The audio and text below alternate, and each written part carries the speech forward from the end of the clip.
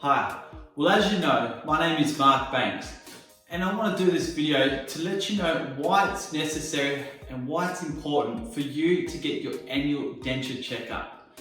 You see, dentures are great, they're very durable, they're very strong, but you know, they're not invincible. They don't last forever, and the thing is, circumstances in your mouth definitely change. We can have many varying factors, ranging from loss of gum, loss of bone, loss of tooth, jaw position moving, teeth wearing out, staining of the denture now becoming ill-fitting or loose. So you can see, there's 7 reasons just off the top of my head, and there's many more. So by maintaining that regular 12-month checkup with your denture prosthetist, you're going to advantage from this. This is really going to help you and benefit you. We may find a hairline crack. We may be able to find something or a way to improve the denture.